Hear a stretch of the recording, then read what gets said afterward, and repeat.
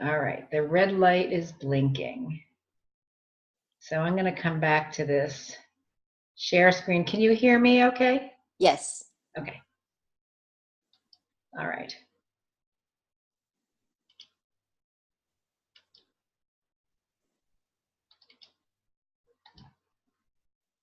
All right, here we are. So welcome to the webinar. It's great to have you here. So I'm Catherine Ewing. I am a licensed clinical social worker, and I have a master's in divinity and also a whole bunch of energy healing modality certifications. And of course, I'm an EFT practitioner. And so I'm really delighted to be here tonight and to be able to share some of the things I love. We're going to mostly be talking about EFT, but I'm going to bring in a couple of some of my favorite things, some other little modalities to just introduce them briefly to give folks an idea of some of the other things that I do. So I'm just going to, as I said, I have this PowerPoint tonight, which is a little bit new to me. So we'll just move through. So obviously this webinar is Achieve Inner Peace and Personal Power Through Tapping. And tapping is the other name that people use to refer to emotional freedom technique. And that's because we tap on energy points that are actually acupuncture points through the body. And we'll see more of that. When I'm demonstrating, I will set the PowerPoint aside and just come on back and show you what we're doing. So I have found EFT, as well as the other things, in particular, one of the other things that I'm going to talk about tonight, to be probably the best thing I've ever used in the 30 some odd years that I've been working with clients.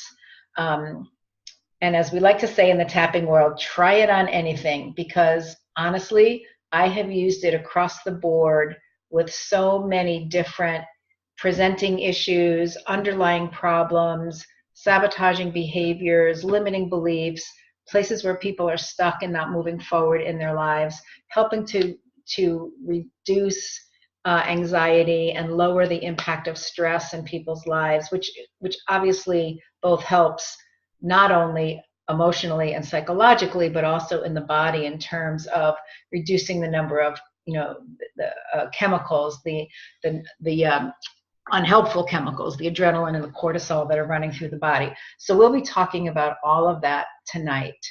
And so I'm just going to invite, I don't know why this side thing is coming up. I'm just going to invite you for the next 70 minutes or so to just be fully present. I know our lives are really busy and we have lots of demands on our time, but as long as you're here, you may as well, be fully present. Try to be in a quiet place, bring your attention fully here, remove distractions.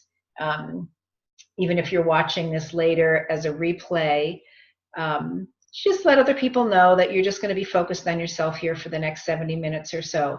So letting go of external distractions and also any tendency to be multitasking or checking your email while we're doing this. Just letting that go if you feel that sort of impulse. Certainly feel free to take notes or write down your questions, because we'll have some time at the end to do some question and answer.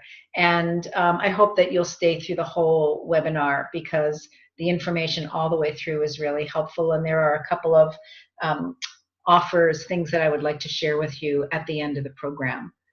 So obviously you're here because you saw the notice about the webinar to be able to manage your anxiety, come to a place of inner peace, right? And when we come into our peaceful, more authentic selves, we're much better able to really fully step into our passions and our purpose.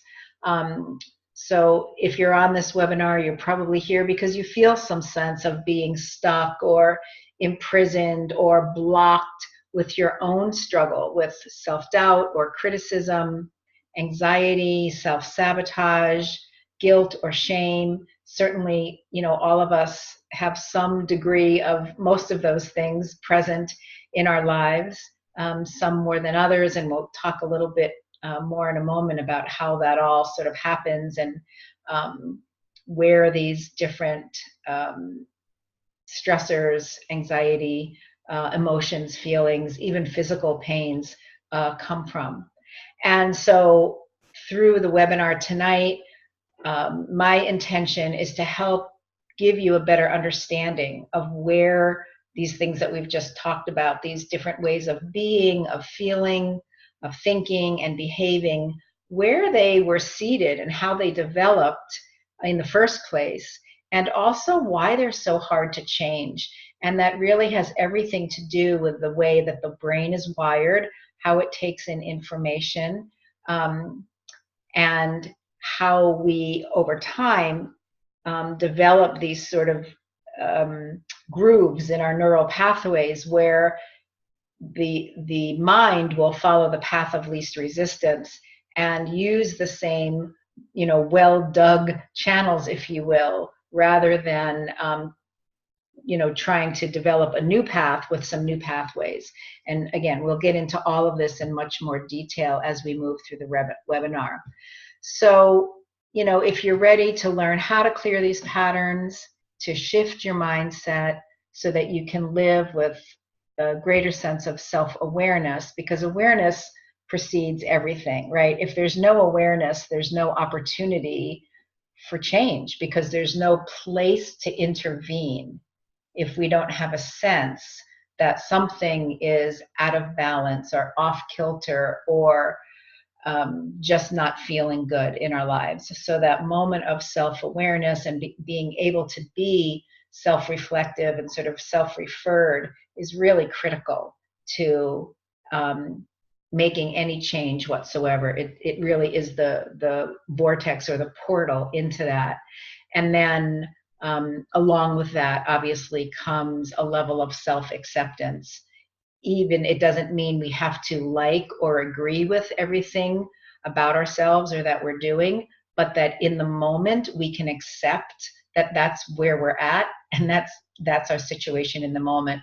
I know a lot of people talk about this. Obviously, it's sort of a very Buddhist principle right around self-acceptance, but I know Byron Katie sort of was one of the leaders in really bringing this idea of self-acceptance, or just of acceptance of what's in front of you in the moment, as so important. Because if we're not in acceptance of what's in front of us, we're always in a place of struggle.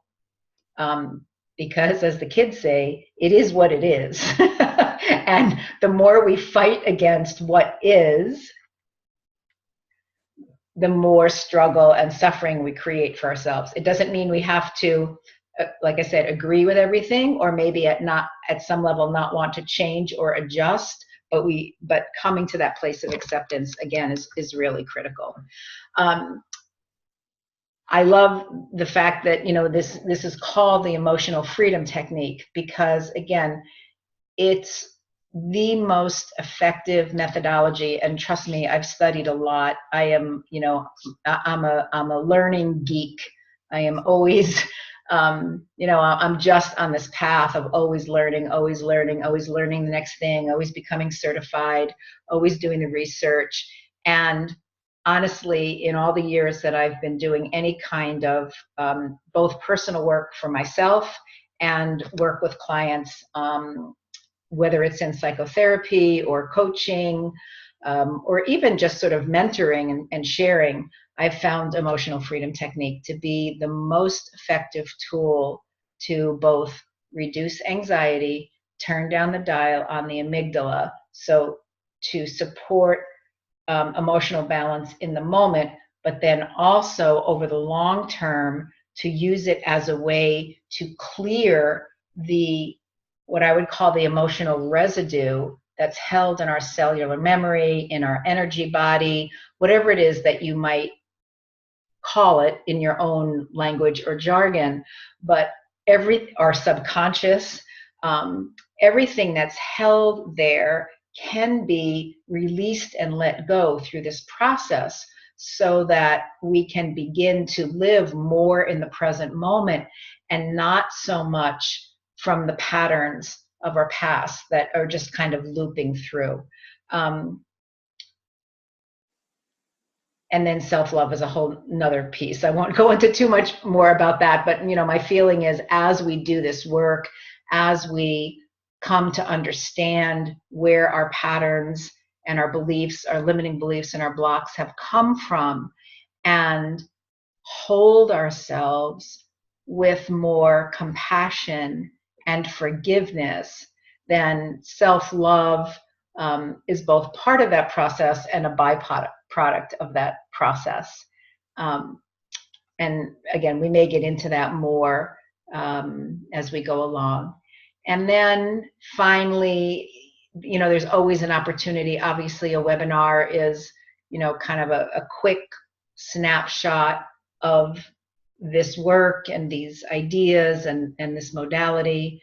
And I'll talk about some other opportunities if you're sensing that you might want to go deeper into some of this work, if it might be something that might support you in your desire to create more inner peace or more purpose, or bring more passion or health or vitality, or just expansion, just opening, in your consciousness, in how things feel inside of your body. We can certainly talk about that. I'll share a little bit more about that with you at the end. So in case you don't know me, lots of people on my list know a little more about my story, but I'll just share a little bit, because I haven't always been a psychotherapist and a coach. In fact, when I got my master's in social work many years ago, in 1982, I was a community organizing and a group work major with a specialization in women's studies. I've always, even as an undergraduate, I had a minor in women's studies. So I've always been focused on any of the work that I do, that I've been involved in, has been organized around women and women's healing and women's empowerment, and supporting women through change, transition, transformation in their lives. And so for many years, I worked in direct service in non-clinical social work. So I did rape crisis counseling. I volunteered for 10 years in a domestic violence shelter, and I was on their board of directors for a while and did all of their outreach work. I was actually a union organizer, and for many years I worked in child protective services, particularly in the area of child sexual abuse and what they then called severe family violence. So I saw a lot of the dark side of how some people live and how some children survive, or sometimes not survive, in the world. And so I have a pretty long and deep grounding in trauma and loss and abuse and violence, and how that impacts anyone who's exposed to it, whether they're the direct recipient of it or grow up in an environment where that's happening, right? And their whole sense of safety or themselves in the world is really shattered or challenged. So I did that type of work for a lot of years. And I actually went in to do school social work for a number of years. And while I was on maternity leave with my daughter, just as I was getting ready to go back to work, I started getting this little voice in my head telling me it was time to go into private practice. And I was like, no, I don't think that's happening. That's not my jam. Like, I'm not doing that. And it got very persistent. And, sometimes, we hear something more than 3 times. You say, okay, I better pay attention to this. And so, to make a long story short, I contacted a woman who I had done a lot of co-teaching and training with when I was at DCF running the sexual abuse unit. She was a psychologist in practice, doing a lot of therapy with children who had been sexually abused. And so, we worked on a lot of things together. And she was in a practice in Glastonbury here in Connecticut, and they were actually expanding at the time. And I went and I joined that practice, and I was there for about 11 years. But what I quickly figured out, it didn't take me long to realize that talk therapy really wasn't my thing. And some of that I take full responsibility for, because I didn't have a lot of training. And so I'm sure that my skills were somewhat lacking, but the skills that I did have to talk to people and relate to people and make people comfortable, and hold space and be a good listener, didn't seem to be enough, really, to help the clients who were coming to see me, most of whom tended to have some history, like the history we talked about, domestic violence or a dysfunctional family or early loss. Also, part of my story is that I lost both of my parents. My mom when I was 22, just before I got married. My dad when I was 30, just before my first child was born. So, and a lot of other loss besides that, but those two in particular. So I also have a lot of personal experience with loss of significant people in my lives. And, whether it's the law of attraction or what, I just tended to attract a lot of clients to me who had those similar issues in their lives. And I felt as though I wasn't really helping them very much. I felt like we would, get to a certain point, and then we were just repeating the story. Or, just like, how was your week? And it didn't feel to me like we were really getting to the depth or to the heart of what was underneath their pain or their suffering, which is really what I wanted to do. I didn't go into therapy just to chit chat with people, right? So, and I also felt in some cases that I feared that I may have been re-victimizing my clients, because we were kind of repeating the story. And it didn't seem like that was helping very much. It might bring some immediate relief, or perhaps we could talk about forgiveness or kind of reframing things in their mind. But it really, again, didn't seem like it was touching the depth of the problem. And so I started to go down a path of looking for other ways to work with clients. And so I have the hands there because, I started on a path of energy healing. So first being trained in therapeutic touch, and then Reiki, and then a whole bunch of other energy healing modalities from there, all of which were beautiful and wonderful, but not necessarily transferable into a therapy environment, because you can't just lay your hands on people most of the time. They're there to talk about what's going on. I also, during that time, became an ordained minister of spiritual peacemaking, which again was a beautiful process, and I'm so glad that I did that, but not necessarily transferable in the therapy space. And so I just kept searching, because I just knew I couldn't continue in the field if I couldn't find a better way to work with clients, a way that felt more honoring of their situation and more fulfilling for me. And so in 2006, I went to New York City for a weekend training in emotional freedom technique. And, it was like the angelic choir started singing, the heavens open, the angelic choir started singing. I won't sing for you, but sometimes I do. I break into some thing, but I'll spare you that tonight. But it was the perfect blend for me of talk therapy and using the energy body, understanding the energy body, and using really what's a form of acupuncture without needles to tap on the meridians and those acupuncture points to move old stuck energy out of the body. So it was the perfect blend for me of talk therapy and energy work. And I've been using it, like I said, that was in 2006.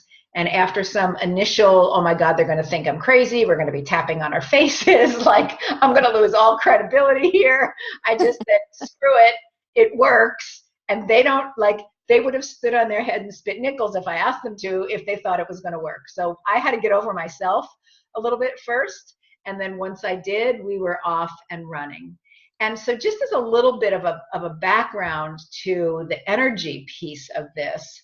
So, we live in a world that is energy, right? And it's just organized and compressed in different ways, but everything ultimately is made of energy, and everything has an energetic vibration or frequency. So that's that cute little diagram on the side there. So everything is energy.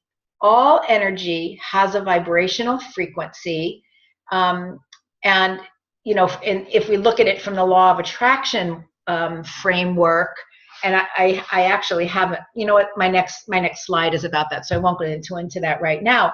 But I was blown away the first time I read or heard that emotions have their own vibrational frequency. So emotion actually is energy in motion. And depending on the frequency of the energy, whether it's highly vibrating or slower, it can get to be like molasses sort of in the body and not really moving and get stuck. And we'll see that again in our next frame here. So when we experience trauma, it literally causes the energy to get stuck in what's called the subtle energy body, or again, the cellular memory, or even the subconscious. I use all of those things interchangeably, not to confuse people, but they all sort of seem like the same thing to me. We have a place where that whatever has happened to us gets held within our mental, emotional, physical, psychological bodies. And that holding, that stuckness, causes a disruption in the way our energy flows through our body. It's like if somebody, if there's a beautiful river and somebody dumps some old tires or some toxic waste, or a storm blows through, or some beavers cut down a tree and it falls over the river, all of that impacts the flow of the water and how it's moving. And so maybe it flows really fast over here, and maybe it is hardly flowing at all someplace else. It's getting stuck and trapped. And that's what happens with the energy in our body as we go through life and have these, tsunamis or toxic waste or whatever it is move through our own life experience. And when it's something really traumatic, it literally gets stuck. It gets caught in the body, processed in the body, almost like a time capsule.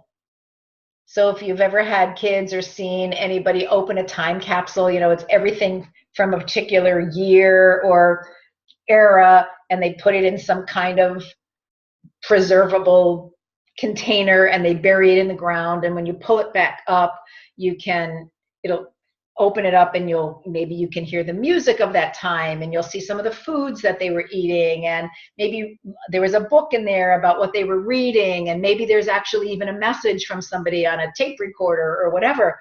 So it's the same thing with trauma. When it gets processed in the body, because of the way the mind actually shuts down on it so that we can not be overwhelmed by it, especially children. It's like a time capsule, but it's really a trauma capsule in the body, where all of the sensory input that was happening at that time is literally held within that trauma. So stuck energy causes disruptions in our mental, emotional, physical, and spiritual bodies. And I actually had a piece in here about sound healing before, so this isn't so relevant tonight, but I often do use either my tingshas or I use a Tibetan bowl to also support the breaking up of energy, right? Because energy, sound frequency is like laser beams, right? Ultrasounds, they can break up energy blockages to be released from the body.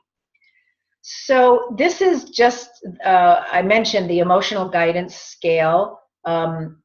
You may be familiar with this from, the Abraham Hicks, Ask and It Is Given, but anything that talks about the law of attraction or vibrational energy will address this emotional guidance scale. And I know it's a little bit tricky to see what's on the scale here, but if you imagine this even as a continuum, right? So this being the top and this kind of being the bottom, or if you want to move the scale along this way, the highest vibrating energies are energies of joy, knowledge, empowerment, freedom, love, and appreciation. Gratitude is also at the top of the list here. And then as we start to move down the list, we're still in pretty high vibrating frequencies: passion and enthusiasm, positive belief and expectation, optimism, hopefulness, contentment. So we're all pretty high vibrating in these first 7 rows, if you will, of energy, the group of first 7 frequencies. And then we hit boredom. And that's sort of the tipping point. Once we move on the other side of boredom, you'll even, as I'm saying these different energies, you can sense that they're getting sort of heavier. So pessimism, frustration, irritation, impatience, overwhelm, disappointment, doubt, worry, blame, discouragement, anger, revenge, hatred and rage, jealousy, insecurity, guilt, and unworthiness. And then all the way down at the bottom, fear, grief, depression, powerless, feeling like a victim. And I also add shame here. Shame is not on this list, but in my humble opinion, it's a very low vibrating emotion, and can do a tremendous amount of harm to someone who carries a vibration and energy of shame through their entire lives. So what does this even matter, right? Why does it matter that energy has vibration, that emotions are energy with a particular vibration, and that we have this scale of emotion? Well, the reason that it matters is that depending on our life experience and the preponderance of our life experience, we accumulate those energies in our bodies. The higher vibrating energies move through much more easily and quickly, but the lower vibrating energies, the denser energies, if you will, of doubt and worry and blame and discouragement and anger and revenge and hatred and rage and jealousy and guilt, and right, those are very dense, and they move much more slowly through the body. And the more of them we have, the more sort of stuck we get. So within that range of emotion, my understanding, things that I've read and studied, is that we each develop sort of our own personal energy signature. So again, if you look at those emotions starting at one end with freedom and appreciation and gratitude and joy and knowledge, and then sort of have a continuum, and then at the other end, powerlessness and guilt and shame, those heavier, denser energies, we tend to fall into our own, what you might call, bandwidth, our own zone, right? Where if life is just going along as it usually does, we have a range of emotions that tend to be the ones where we hang out the most. That's not to say you can't pop out of pessimism or overwhelm up to love and joy and appreciation, or even be in joy and appreciation and not occasionally fall into insecurity or guilt. But we tend to operate within a particular bandwidth. And it's difficult to move up that scale of emotion if we're not really conscious about that, if we're not very intentional and we don't have the tools to do it. Otherwise, we just hang out in our personal energy signature. And again, according to the law of attraction, depending on the vibration of our personal energy signature, we attract people, circumstances, and things to us that match us at that vibrational level, or match us at that belief system about ourselves, match us about our consciousness about the world and our safety and whether we're deserving, or whether we can have abundance and all of that. So this image of the iceberg here is just kind of, again, an image of if you think of our mind as the picture of this iceberg, about 3 to 5% of is our conscious mind. It's what we know that we know. It's the stuff that's either right in the forefront of our mind in the moment or pretty accessible to us. And it tends to be the old patterns that repeat over and over again. Everything else, this 95 to 97% of our mind, is like 95 to 97% of this iceberg. It's below the surface. It's outside of our conscious awareness. And so it's the stuff that we don't necessarily know is running underneath. Or if you think of it like a computer, it's not on our desktop. It may not even be in our folders. It's the stuff that's running in the back of the computer. It might be a virus. It might be an old program of something. It's causing things to be slow and sluggish and not always accurate or in the present moment. It's sort of like one of those things where you go to fill in your information and it auto-populates, and sometimes it populates with your old information. Well, that's kind of what happens when we get triggered in a current moment situation, and our ego senses our whole the amygdala senses the energetic vibration of that, and it immediately goes into our subconscious, what's below the surface, and pulls up something else that has that same energetic vibration. And we're off to the races, being hijacked by some old event that isn't even what's really going on in the present moment, but there was enough of it that it caused the mind to think it was similar to that experience. It looks for something that's a vibrational match, and then it pulls that up, and the next thing we know, we're in reaction mode, or we're feeling scared, or we're feeling much younger than ourselves, or we're saying something that's not even appropriate to the situation, because we've just been triggered back into remembering something from our past. And that's why, when we talk about having 60 to 70,000 thoughts in a day, about 55,000 of those are either thoughts from our past or projections into our future, our worry. We're very rarely in the present moment because we're so often getting triggered to think of something from our past, or we're going into anxiety or panic about something that could possibly happen in our future. So I know I've been kind of fire hosing you with information. Any questions at this point before I move forward? So I can relate to a lot of this. And I do, gotta see what I wrote down. I do, when I have an anxiety attack, for instance, I don't accept it. Flight is my modus operandi. Yeah. I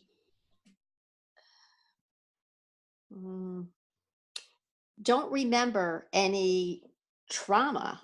Trauma in my life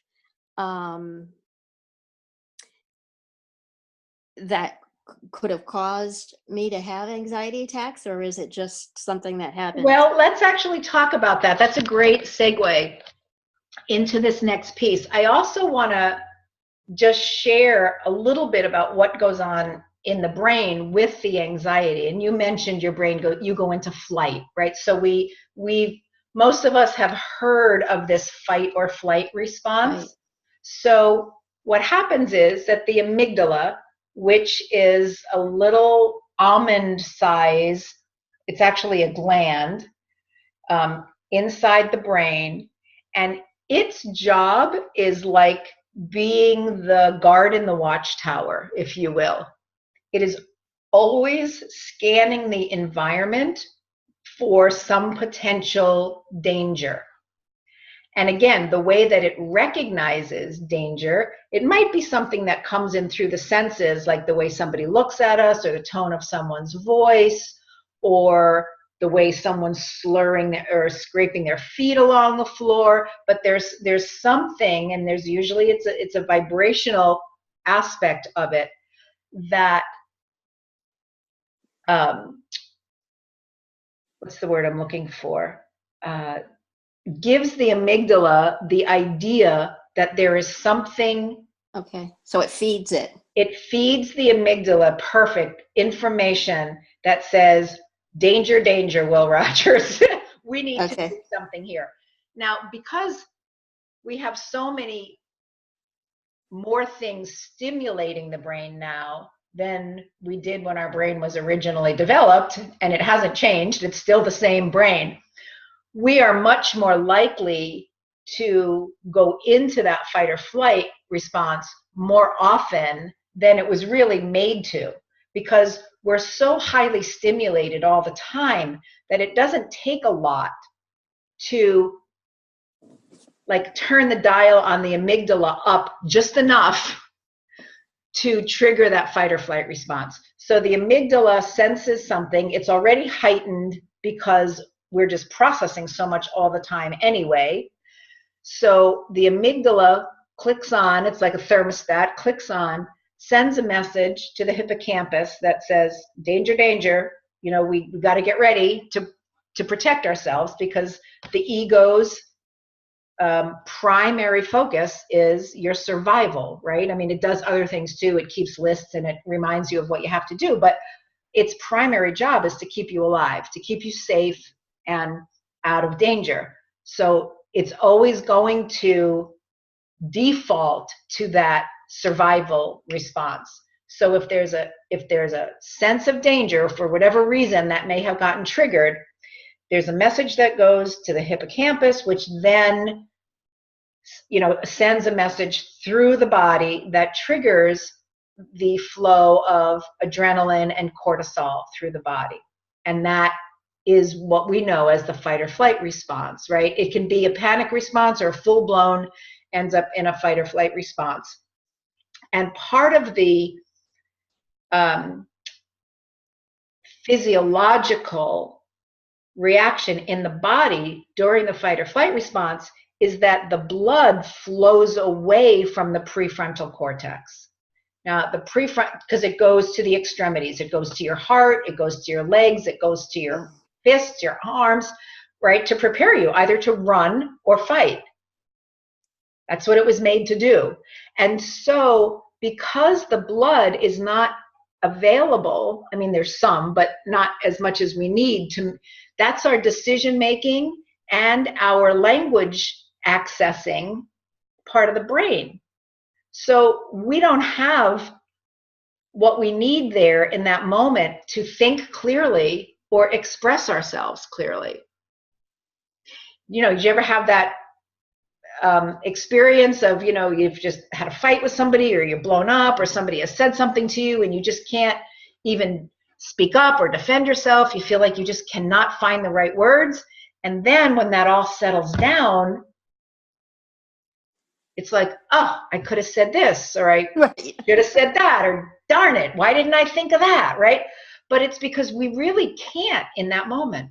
We have lost the ability to access our higher level thinking and our ability to articulate. So anyway, when you said, you referenced something about going right into that flight thing, but that's what happens. Once that process starts, it's very difficult to interrupt it, because you're off and running. You've been hijacked. You've hijacked yourself. Your brain has hijacked you. And, you know, you don't get unhijacked until it sort of runs its course. So this whole, you know, kind of all of that what's under the surface stuff. And you were saying you don't specifically remember a traumatic incident. And there may not be. I talk about big T trauma, abuse, abandonment, complete dysfunctional family, right? Where there's family violence or alcoholism or other addiction or a terrible accident or perhaps a sibling or a parent with a fatal illness or a chronic illness, right? That really just drains the family's resources, right? I mean, those are big T traumas. And, not everybody has those, but most of us have consistent, persistent experiences of being told, be quiet, your feelings aren't important, go to your room because I said so, it's none of your business, right? You're being selfish, don't be so greedy, stop patting yourself on the back, there's starving children in China, right? And I'm saying these kind of jokingly, but in essence, as a child hears those things, their sense of themselves, their understanding of whether it's safe to express their needs or their feelings or their emotions or to ask for what they want, all of that starts to get suppressed to some degree or other. And because children are egocentric, they think their only explanation is that there must be something wrong with them. I'm too loud, I'm not smart enough, I'm selfish or I'm greedy or blah, blah, blah, blah, blah. So, and there's a lot of, it's not just within the family system that can occur, although certainly in the earlier parts of a child's life, that's where this mostly occurs because that's their world, right? So the family system, but also, certainly religion, the culture. There are certainly certain cultures that have very strong beliefs within their culture that they pass along from one generation to the next. Certainly our education system has a way of educating children where certain learning styles are considered or celebrated more and others not so much, where children get a sense of themselves as not smart or something wrong with them because their learning style might be different. And certainly what your socioeconomic status is growing up can certainly both create either abundance and happiness or struggle and more suffering. And again, the idea that I can't have what I want in the world, right? The world is not an abundant place. It's not a generous place. It's not a place where I can have my needs met. And aside from the belief systems that happen once that we sort of get indoctrinated with once we're born, there are also again, early life experiences. And in my work, what I've discovered with people is that this can happen in utero because everything is energy. So if there's a young woman who's pregnant and she's feeling ashamed or afraid or resentful or disappointed, or the family environment, or maybe there's some kind of addiction or something going on there, that can pass along through to the child. Because again, everything is energy, and certainly the environment in the home. We already talked about some of these other things, so I'm not going to go into them.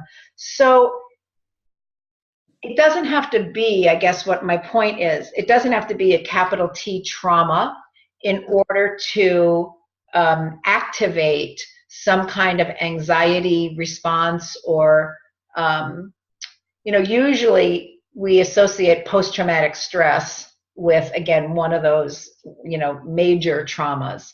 But there are plenty of minor things, whether we call them trauma or not, it doesn't really matter. It's just how we experience growing up in life and the things that just happen in families and in communities, within churches and schools and other places that can have an impact on, again, how we view the world, how we think of ourselves, how we interact. And I also think that we come into the world wired differently, right? Two people can experience, and this is one of the things with EFT, we talk about all negative emotions being caused by a disruption in the body's energy system. So it's not that the negative emotion is caused by something necessarily out there, but it's how it's impacted our own nervous system, emotional system. And so two people can experience the same event. You know, I've had clients where they were both in the same car accident and have had very different outcomes as a result. And some of that is who they are in the world, how they're wired, or how they process things, the belief systems that were in place before they came into that accident, right? That may have gotten more solidified, it's not safe, you know, whatever. So people can have similar experiences and have a very different response to those. I think, so these were the couple of other things that I wanted to share, but I think in the interest of time, because I'd like to do some tapping and make it a little more concrete rather than just talking about it in, you know, in sort of conceptual terms. So there are a couple of things that I love, and you can actually find this on my YouTube channel where I do this heart-brain coherence and I explain what a wonderful thing it is. It's something that's come out of HeartMath and also the work of Greg Braden, who's a scientist. And it really recognizes that the heart has its own nervous system and that we can bring the heart and the brain into coherence and bypass sort of the ego mind, both to calm us down and to access higher level consciousness and awareness and intuition and creativity. It's a beautiful practice. It takes 3 minutes, and just the opposite effect of when we have that fight or flight response and the cortisol and the adrenaline start pumping through our body. And if you've had that happen to you, you know that you can feel like crap for a long time afterwards because that chemical cocktail, if you will, stays in your body, right? So the heart-brain coherence 3-minute little meditation actually does just the opposite. It starts the movement of serotonin and dopamine and good feeling chemicals through your body that stay with you for 6 hours. So for a 3-minute exercise, you get 6 hours of good chemicals running through your body. So you not only do you feel better, but it's actually repairing your DNA at the cellular level, or I should say your cells at the level of your DNA, for 6 hours after you do it. So it's a great little practice. One of the other things that I love to share with people, again, we saw that gratitude and appreciation are very high on that vibrational scale. And the more we can practice and bring ourselves into a place of gratitude and appreciation, we're literally raising our own vibrational frequency. And so it's one of the ways to move ourselves up that scale of vibrational frequency in a really simple way. It's just literally holding ourselves in that vibration more often by being grateful and appreciative. And if you are familiar with the work of Dr. Bruce Lipton, he's a cell biologist. He wrote the books, The Biology of Belief and Spontaneous Evolution. And he is the first person who proved, after 20 years of research in cell biology, something called epigenetics, which is that things outside of us can affect what goes on in our DNA. It used to be that, your genes were your genes were your genes, right? If your parent passed this down to you, you had it. And that, again, sort of that 97% number comes up again because all that stuff that they didn't really know what was going on in genes, because there's only, again, 3 to 5% that's our eye color or our height or, our basic, body build or whatever. The rest of it is malleable, and you can shift what's going on in your DNA when you move out of worry, fear, anxiety, complaining, right, concern. If you shift your mindset and your emotions so that you bring yourself into a place of feeling gratitude and appreciation and love and freedom for as little as 17 seconds, it changes what's going on within your cells. So again, the implication of that for mental, emotional, and psychological and physical health is mind-blowing. If we have the ability, which I believe we do, to change what's happening on the cellular level by changing our thoughts and changing our feeling emotions within the body. So let's spend the rest of the time talking about EFT and actually doing some tapping here. So as I mentioned, EFT, also known as tapping, is like acupuncture without needles. And so there are certain tapping points that we utilize on the body. It's pretty streamlined. It's not like acupuncture where there's 2,000 points or so we have to learn. We really use a very small number, 7 or 8 or 9 different tapping points. And the reason it's been streamlined like this, there's a long history of other modalities that have come together to create EFT. And very quickly, those are acupuncture, kinesiology, biofeedback, hypnosis, cognitive behavioral therapy, and what am I missing? Something else. Oh, it's similar to eye movement desensitization and programming. So there are, it comes out of thought field therapy. There are a lot of predecessors to EFT in its current form. And this kind of quick tapping form was actually created by a guy named Gary Craig, who was an engineer. And he studied peak performance and actually became sort of a peak performance coach. He never practiced engineering per se, but he sort of engineered down all of the other types of tapping modalities that had all of these complicated algorithms, and you had to tap 3 times here and, 4 times over here and then come back. And he said, no, this is way too complicated. There's got to be an easier way to do this. So he figured out that these points all are converging points for the meridians, the lines of energy that run through the body. So we have 12 organs that have their own meridian systems, but they begin and end sometimes in the same place. And so these points that we're going to tap on represent the beginning and ending points of all of these meridians, these lines of energy that run through the body. So by tapping on them, we're stimulating all of those meridians. Excuse me, I'm going to, excuse me, sneeze there for a moment. So we start at the top of the head and then move down. There's 3 points right around the eye, inside the eyebrow, between the eyebrow and the bridge of the nose, over here on the side of the eye and under the eye. And then we come down under the nose, on the chin or under the lip. We tap just outside the collarbone and then under the arm. So it's just kind of like a cascade of just how many points was that? 7 or so points. This karate chop spot that we're seeing here is on the side of the hand. I'm going to actually stop the share for a moment and come back on so that I can show you this.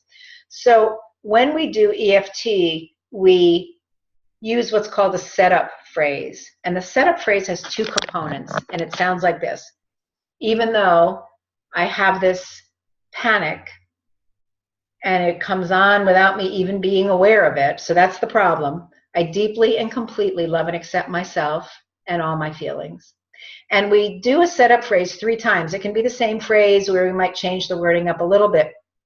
But what that does is really set up the mind to get ready for the tapping. We're telling it this is the truth, this is the problem, and I recognize that and I accept myself at the same time. So we're right off the bat beginning to change those neural pathways, those old grooves, because normally it would say, I have these panic attacks and I'm such an idiot. I don't even know why they come on. Like they just come out of the blue. I'm so sick of them. I'm so sick of being sick of them, right? Right. I have anxiety about having anxiety, right? Like exactly. It's crazy, right? This is what we say. And so it's, we sort of continue to reinforce those old negative unhelpful, unaccepting things about ourselves. So here we state the problem. We say, as my friend Jondi says, we tell the truth. And then we balance that out with a statement that says, yep, that's all true. And I accept myself and where I am and my feelings just as they are in the moment. And so we do the setup phrase 3 times, and then we take little bits of what we know to be true about this problem over here, and we turn it into a tapping script. So normally, if I was with a client, I would be looking at what I call this triangle, and I would be asking them and taking notes. So when you are feeling stressed, or whatever, or having a panic attack, what do you notice going on in your body? So because I do this so often, I know they're going to say, my throat starts to get tight, I have trouble breathing, my chest closes up, I feel like I'm having a heart attack, I might get dizzy, my legs get wobbly. Any of this sounding familiar to any of you who may have? I get hot, I sweat, I shake. Right. All of that. I get hot, I sweat, I shake. All of those are symptoms of having a panic attack. So when I'm asking somebody what's going on physically, they're going to tell me those things, and I keep track of them, right? Because when we start to tap, I want to give them their own words right back to them. It's like both holding space, bearing witness, and allowing all of that to move as we're tapping. So the first thing I look at is what's going on physically, and then I ask them, all right, so what thoughts do you have about? That's one of the other points on the triangle. What thoughts are you having? Oh crap, I'm gonna die. Right? What other thoughts come up for you, Dawn, about this anxiety, this panic? I'm gonna go crazy. This isn't gonna end. I can't stop this. I don't know how to stop this. And it's terrifying. It's paralyzing. Yes. It's almost like a black hole. I'm going to fall into this black hole and never come out of it. And I'll never come out. So then I take some of those phrases, and you'll see how I use those, because we'll do a couple of rounds of tapping with this example. So you have the physical and then the mental, and then you've already sort of touched on some of the emotional. I'm terrified, right? I'm paralyzed. What else what other emotion might you? Helplessness. Or powerlessness. Aloneness, yeah. Yes. So helpless, powerless. I can't stop this. I can't change it. Unsafe, not safe. Okay. Unprotected, very vulnerable.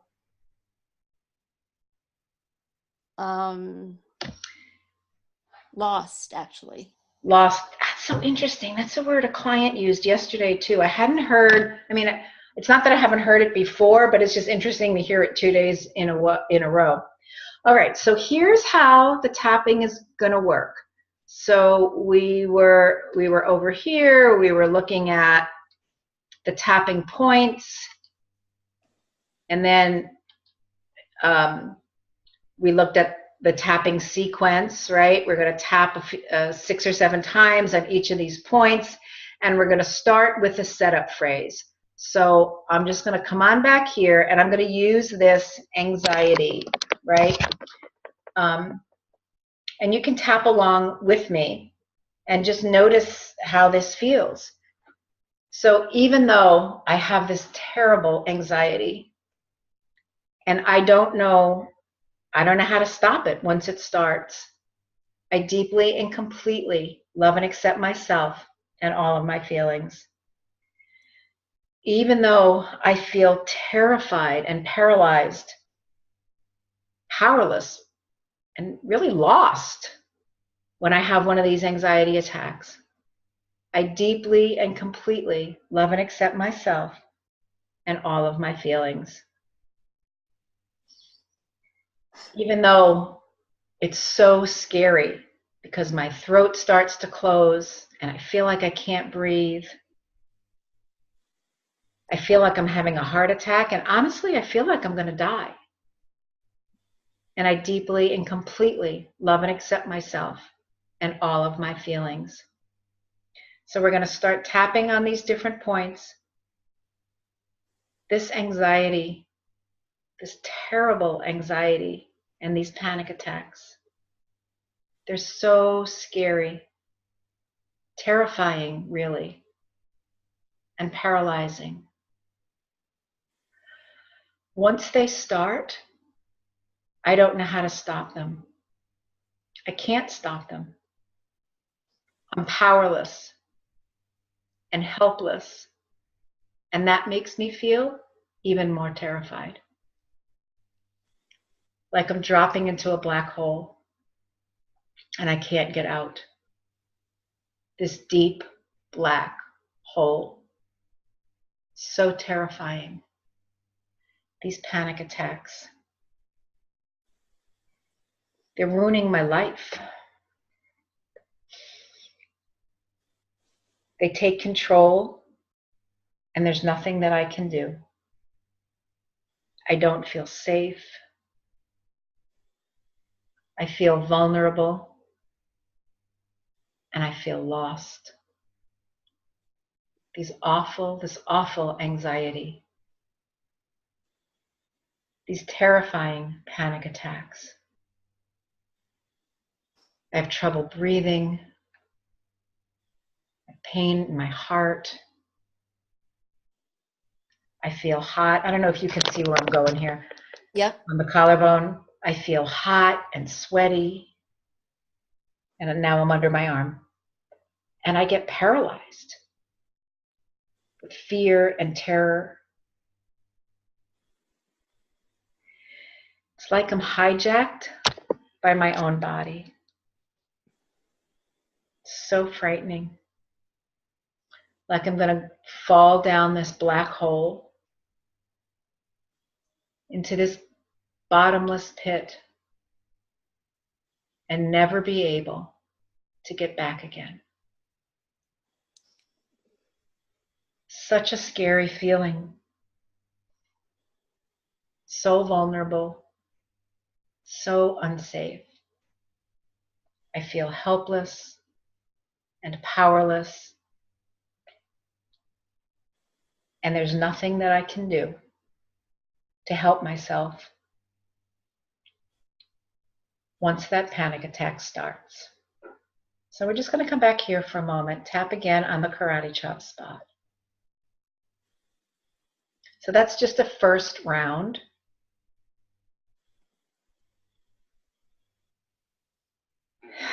Just take a moment, letting all that energy settle.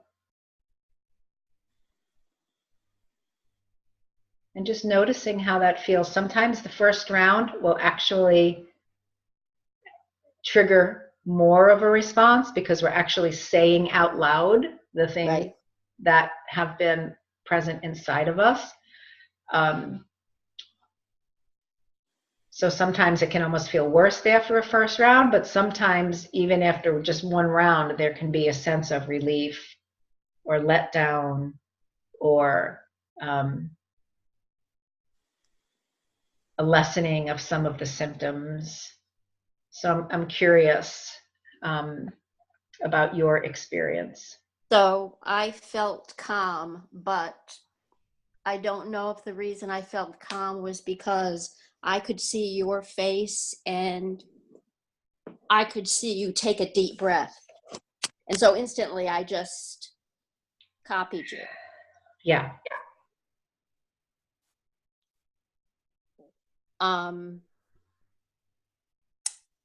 One thing in my mind is since my mind is in, the blood isn't in my brain, how am I going to remember these spots?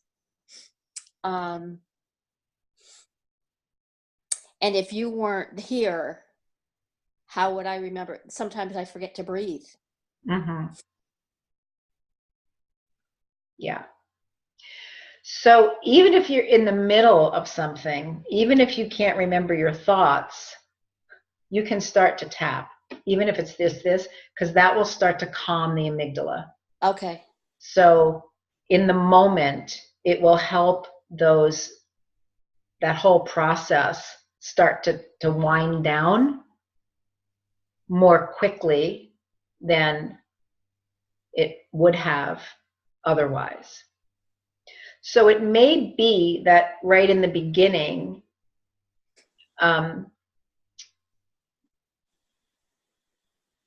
there's not a place to intervene and start tapping before the panic starts, if it comes on really fast.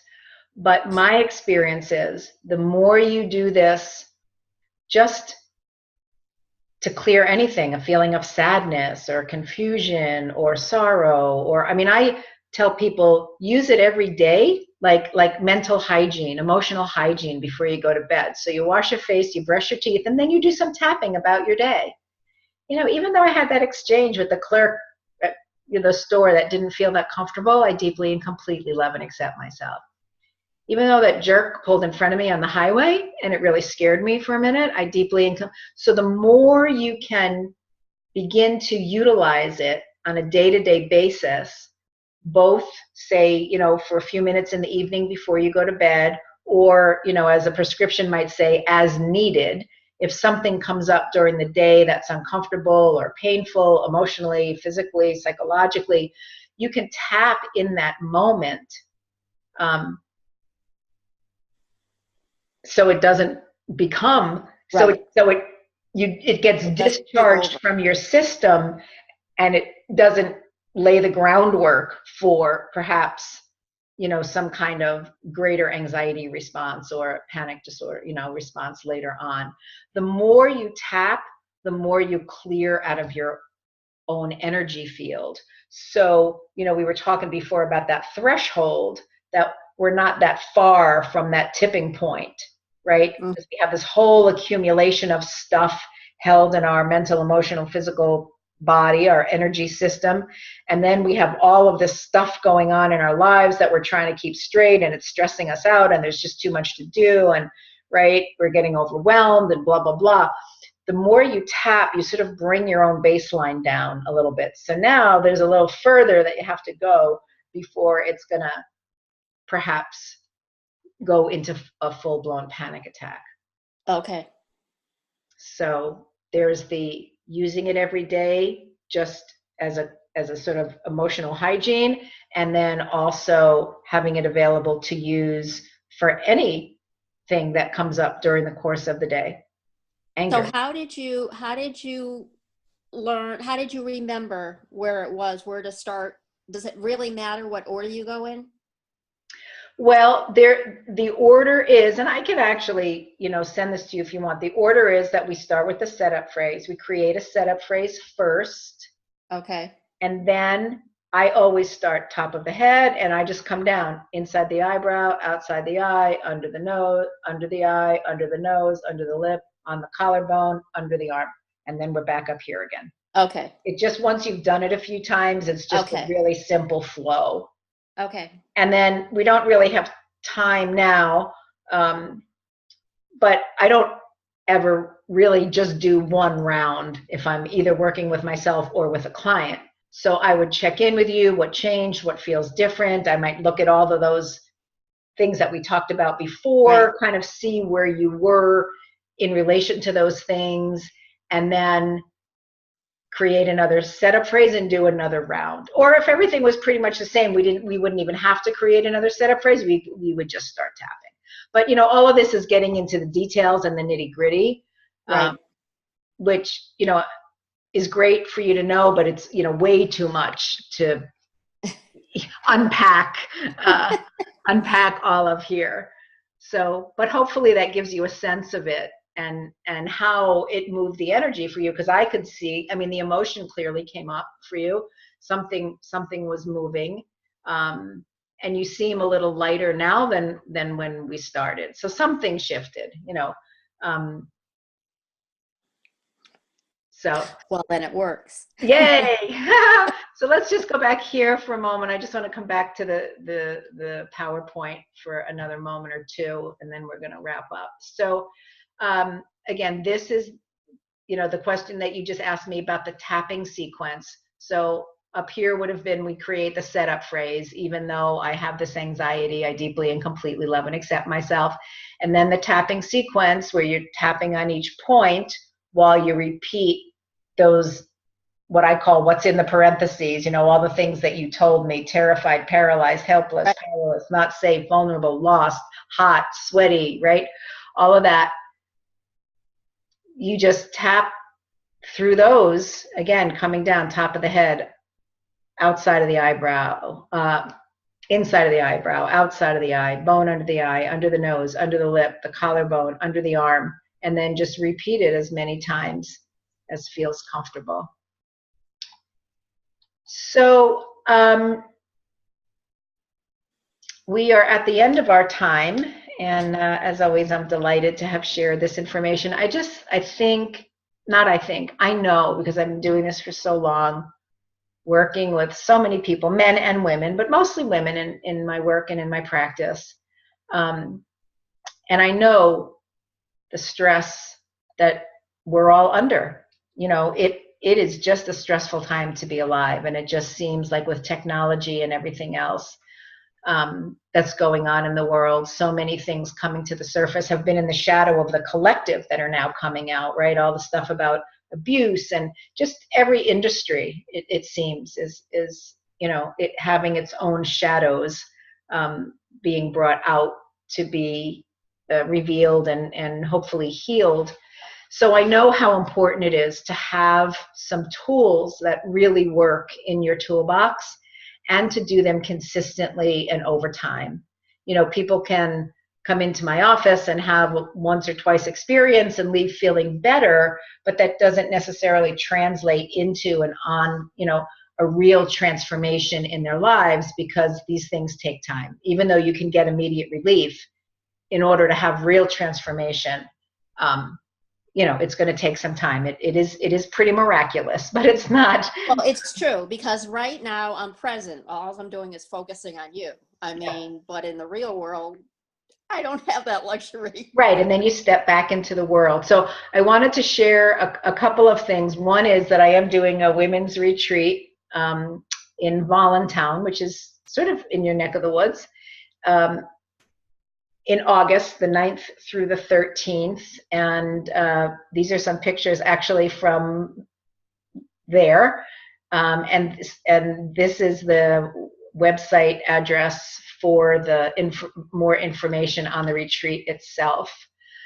So that's one way, if anyone, you now or anyone who's listening, if you're interested in being in sort of a sacred container for 5 days, doing healing work and getting more connected with your own higher guidance and intuition, and then doing some visioning work and planning around how to create your life more the way you want it, that's what we'll be doing at the retreat.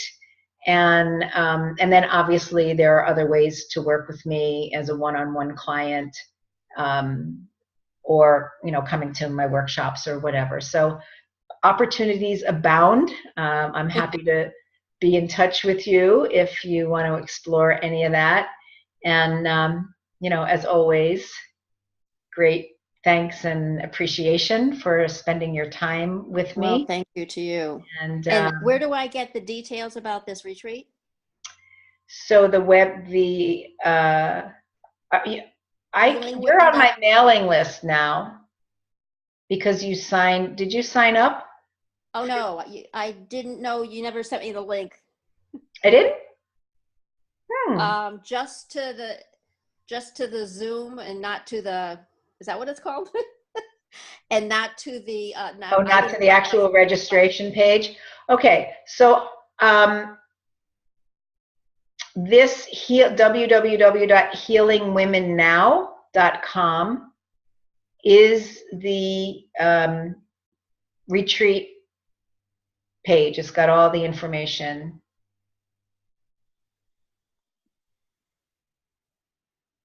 And I'm going to be sending this recording out, so you'll have this to look at. It should come with all the PowerPoints. Okay, great. And so I did call my insurance company and they said as long as both therapists don't use the same diagnosis code. Okay, I'm going to ask you to hold that conversation because if I send this out as a replay, I don't want people necessarily, I'm trying to figure out how to do that. But that's fine. We can have that conversation. Actually, Okay. let me I can turn the recording off. Actually, that would be a good thing. So, okay, well that's great. And you said you had the anthem? Yes. Or yeah. Okay. All right. But So this retreat sounds great too. yeah, I think it's going to be amazing. I just went down and looked at the property um, a couple of weeks ago, and I'm really excited. There's a really beautiful energy there, and the owners are a young couple, well, younger than me, so I consider that young. And they are both, Isn't everybody young? Young. they're both I artists. call everybody kids now. Yeah, yeah. So, all right. Well, I am going to wrap up my night here. Thank you Another so long very day of much. clients tomorrow, and so we can be in touch Okay, if you want to go ahead and schedule something. Okay. great. All right. Thank you. All right, Don. Bye bye. Bye.